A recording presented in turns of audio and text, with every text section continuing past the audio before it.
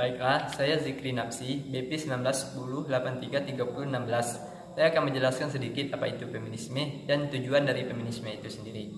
Feminisme merupakan sistem gagasan dan praktik-praktik politik yang didasari oleh prinsip kesetaraan antara laki-laki dan perempuan.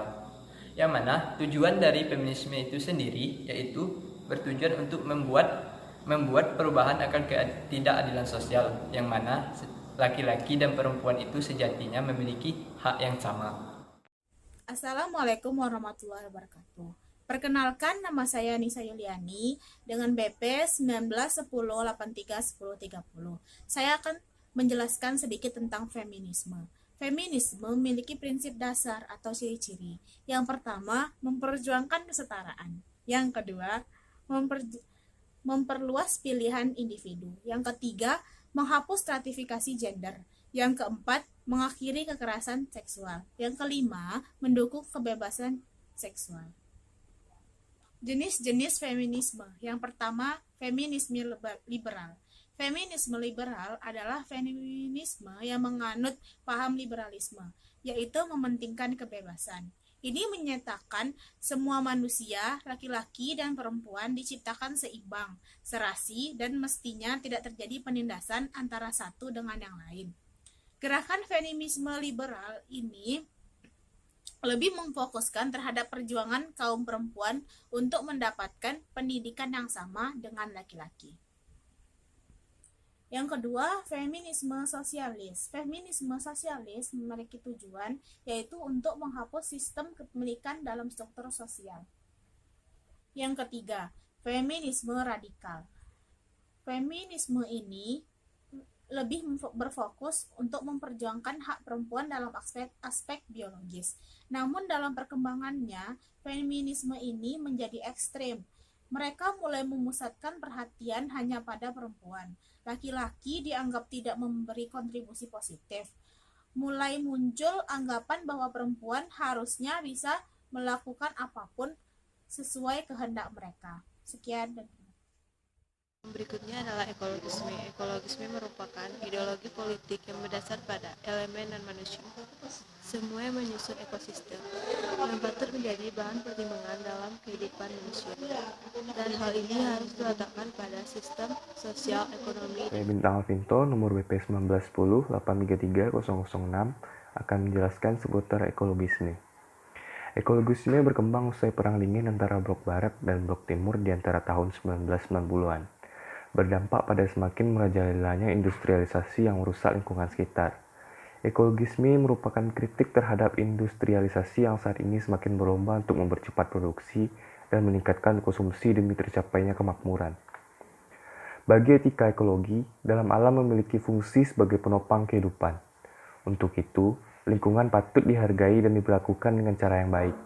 Etika ini juga disebut etika lingkungan ekstensionisme dan etika lingkungan preservasi. Etika ini menekankan pemeliharaan alam bukan hanya demi manusia, tetapi juga demi alam itu sendiri. Karena alam disadari sebagai penopang kehidupan manusia dan seluruh ciptaan.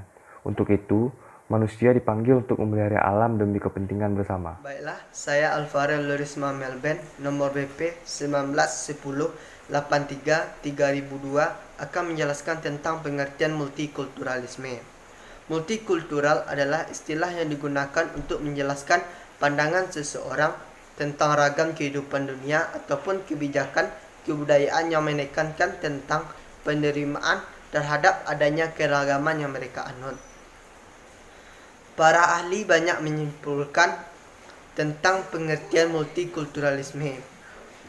Yang pertama, menurut J.S. Furnival, dia mengatakan bahwa multikulturalisme adalah masyarakat yang terdiri dari dua atau lebih kelompok atau komunitas yang secara kultural dan memiliki struktur kelembagaan yang berbeda satu sama lain. Yang kedua, menurut Clifford Geertz, dia mengatakan bahwa multikulturalisme adalah masyarakat yang terbagi menjadi beberapa subsistem embrio itu sendiri dan terikat dalam ikatan primordial. Saya akan menjelaskan materi selanjutnya, yaitu tentang ciri-ciri multikulturalisme, yaitu ada 6, Yang pertama yaitu terjadinya segmentasi. Segmentasi yaitu merupakan pembentukan masyarakat yang di dalamnya terdiri dari berbagai macam suku dan ras, namun masih terdapat pemisah.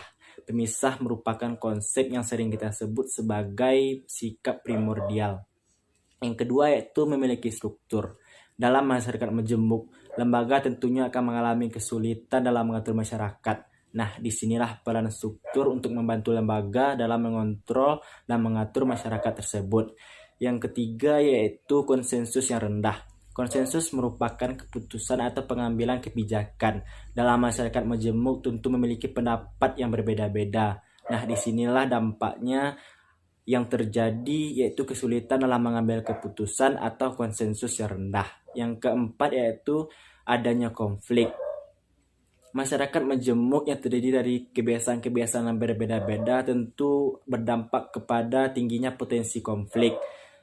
Ada teori yang mengatakan bahwa semakin banyak perbedaan dalam suatu masyarakat, maka semakin tinggi potensi terjadinya konflik dalam masyarakat tersebut. Nah, konflik ini juga berdampak pada proses integrasi pada masyarakat tersebut. Yang kelima yaitu integrasi secara paksaan. Nah, barusan saya menjelaskan bahwa konflik berdampak kepada proses integrasi pada masyarakat. Solusinya itu dengan cara integrasi secara paksaan. Namun integrasi secara paksaan ini memiliki dampak negatif, yaitu berupa integrasi ini tidak akan bertahan secara lama. Sebab terjadinya multikulturalisme, yaitu ada 3. Yang pertama yaitu faktor geografis. Faktor geografis sangat mempengaruhi apa dan bagaimana kebiasaan dalam suatu masyarakat. Dalam suatu daerah yang memiliki kondisi geografis yang berbeda, tentunya memiliki kebiasaan yang berbeda-beda pula.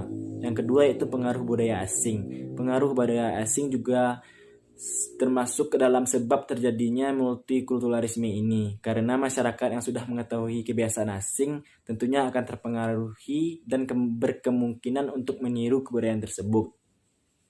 Yang ketiga yaitu faktor iklim. Faktor iklim tidak jauh beda dengan faktor geografis, karena di mana kebiasaan orang yang beriklim panas tentu berbeda dengan orang yang tinggal di beriklim dingin.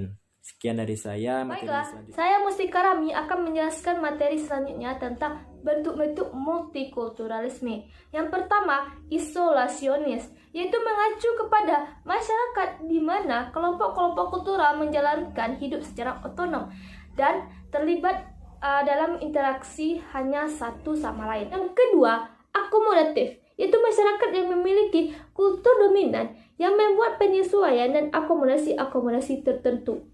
Masyarakat ini merumuskan, menetapkan undang-undang dan ketentuan-ketentuan secara kultural. Multikulturalisme ini biasanya diterapkan di berbagai negara Eropa. Yang ketiga, otonomis, yaitu di mana kelompok-kelompok kultural utama berusaha mewujudkan kesetaraan dengan budaya otonom.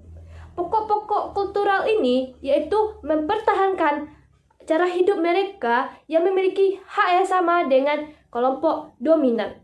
Yang keempat, kritikal atau interaktif, yaitu di mana kelompok-kelompok kultural tidak terlalu terfokuskan kepada kehidupan kelompok otonom. Yang terakhir, yang kelima, kosmopolitan, yaitu berusaha untuk menghapuskan batas-batas kultural yang sama kepada budaya tertentu.